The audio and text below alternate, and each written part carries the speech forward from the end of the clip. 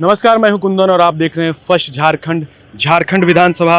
अभी जगन्नाथ महतो जी का जो पार्थिव शरीर है लाया गया है और ये जो सीधे तस्वीर है आप देख रहे हैं ये साउथ पोर्टिको की है, जहां पे जगन्नाथ महतो जी का जो पार्थिव शरीर है यहाँ पे रखा गया है। और यहाँ पे अंतिम दर्शन के लिए जो राज्य के जो कह सकते हैं कि माननीय जो भी लोग हैं वो अंतिम दर्शन कर सकेंगे, उसको लेकर झारखंड विधानसभा में लाया गया है।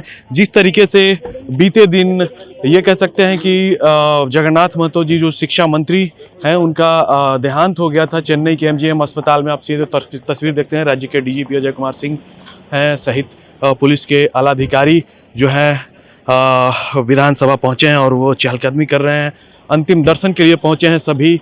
आप ये जो तस्वीर देख रहे हैं ये उसी विधानसभा की है जहां पे अंतिम दर्शन के लिए मंत्री जगन्नाथ महतो जी का जो ये कह सकते हैं कि शव है वो लाया गया है। और सीधे ये तस्वीर देखिए, मुख्यमंत्री जो है अंतिम दर्शन के लिए यहाँ पहुँचे हैं और पुष्पगुच्छ जो कहा जाता है वो दिया जा रहा है मंत्री जगन्नाथ महतो के। सीधे तस्वीर जो है आप झारखंड के विधानसभा से देख पा रहे हैं। जी हाँ, जिस तरीके से कोरोना के दौरान उनके फेफड़े में इन्फेक्शन जो हुआ था उसके बाद ये कह सकते हैं कि वे काफ़ी अपने बीमारी से लड़े, फेफड़े ट्रांसप्लांट हुए, चेन्नई के एमजीएम अस्पताल में इलाज चला उनका। हालांकि यह भी कहा जाए तो गलत नहीं होगा कि जिस तरीके से बीमारी हुई थी और जितना भयावह स्थिति हो गई थी उसके बाद वो हॉस्पिटल से बाहर आ गए थे। ये कह सकते हैं कि अपने आम जो जीवन है उसमें लग गए थे, अपने जनता के और अपने राज्य के कुशल क्षेम में हमेशा लगे रहते थे।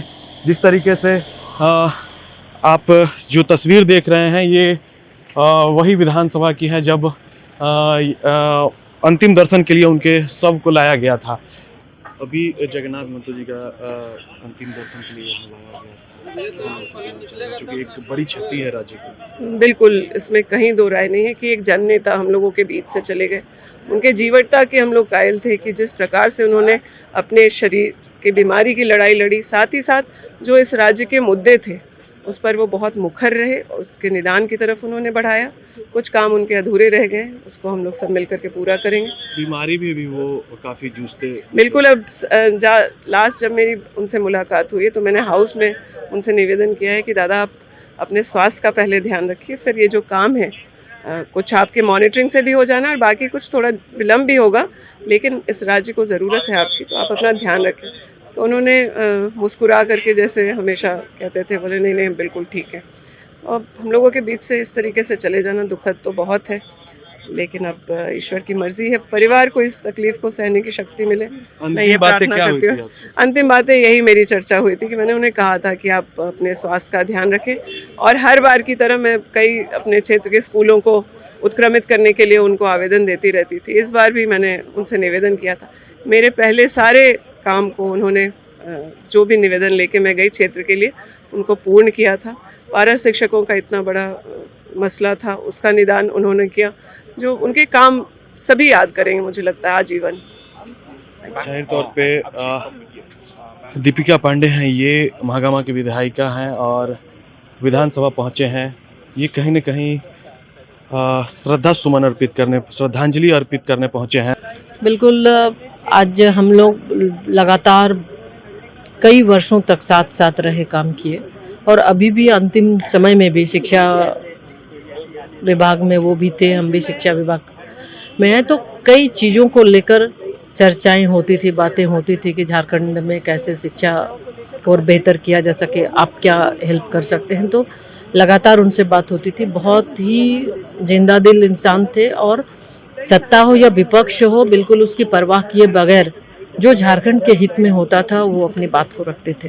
तो आज बहुत ही दुखद ये पल है और हमें लगता है कि जिस तरह से असामयिक निधन इनका हुआ है, निश्चित रूप से इससे बहुत ज़्यादा क्षति है। आंदोलन के माध्यम से कोई भी जनमुद्दा को समाधान करने का जो नायाब तरीका, वो जगन्नाथ बाबू उसके लिए एक मिसाल के रूप में थे और उनके इस असमय चले जाना इस राज्य के लिए बहुत बड़ा क्षति है। इनके चले जाने से जो राजनीतिक जगत में जो रिक्ति उत्पन्न हुई निकट भविष्य में उनको पूरा करना मुश्किल है। इस समय मैं उनके दिवंगत आत्मा को चिर शांति के लिए ईश्वर से प्रार्थना करता हूँ और साथ साथ उनके स्वजन, उनके परिवार, उनके समर्थक सारे लोगों को इस दुख की घड़ी में दुख सहने की ईश्वर शक्ति प्रदान। अच्छे नेता, अच्छे साथी, एक मार्गदर्शक के रूप में झारखंड को देखा गया है। उनको लोग टाइगर के नाम से पुकारते थे, लेकिन टाइगर इससे तक लगता है कि हमने उनके साथ बहुत दिनों समय गुजारे हैं। उनको जो काम वो बोलते थे वही करते थे, जो ईश्वर पकड़ते थे उस ईश्वर को अंजाम देने की कोशिश करते, इसीलिए उनको टाइगर कहा जाता था। आज उनके नहीं रहने से, निधन होने से आज विधानसभा में उसका भावभीनी श्रद्धांजलि दी गई है। मैं उनका आत्मा के लिए ईश्वर से प्रार्थना करते हैं और इस कठिन परिस्थिति में उनके परिवार को सहने की शक्ति ईश्वर दे। पूछते थे विधानसभा में जवाब देने का पहले भी वो संपर्क करते थे कि इसमें मामला ऐसा है, इस तरह का है, और कई बार उन्होंने सरकार के या अधिकारियों के निर्णयों में परिवर्तन भी कराया। वे हठी नहीं थे, अपनी बात पर अड़े नहीं रहते थे, बल्कि ये जानकारी हो जाती थी कि सही क्या है तो सही को ही अपनाते थे। इसलिए कैसे व्यक्ति थे जो नौकरशाही के प्रभाव में कम रहते थे और जो उतर आते थे विधानसभा में उनकी छानबीन करते थे और मुझसे तो पहले भी संपर्क कर लेते थे कि अधिकारियों ने ऐसा कहा है, आपको लगता है कि कुछ और इतर है तो बताइए, और बताने पर वो बदलाव करते थे। अच्छे इंसान थे, चाहते थे कि सरकार में अच्छा काम हो। एक मुझे लगता है कि जितने मंत्री हैं उन मंत्रियों में इस मामले में सबसे अव्वल दर्जे पर उनको रखा जाए तो अतिशयोक्ति नहीं होगी। शब्दों में बयान नहीं किया जा सकता है। बड़ा भाई थे, पार्टी के लिए जुझारू नेता, कार्यकर्ता जो बोलिए वो थे, और ऐसा अद्भुत आदमी इतना जल्दी चला जाना पार्टी के लिए बहुत बड़ी नुकसान है, बहुत बड़ा, मैंने बोल नहीं सकते। मुख्यमंत्री, स्वास्थ्य मंत्री, विधानसभा अध्यक्ष सहित राज्य के तमाम जो मंत्री हैं वो श्रद्धासुमन श्रद्धांजलि अर्पित किए हैं। साथ ही राज्य के जितने भी आला अधिकारी हैं वो भी मौजूद थे। ये कहा जाए कि जगन्नाथ महतो अब इस दुनिया में तो नहीं रहे, लेकिन उनका जो काम रहा है पूर्व में, जो चाहे शिक्षा विभाग की हो, चाहे उनके क्षेत्र की हो, सहित राज्य के लिए जो भी उन्होंने काम किया है उसको यादगारी के तौर पे हमेशा देखा जाएगा।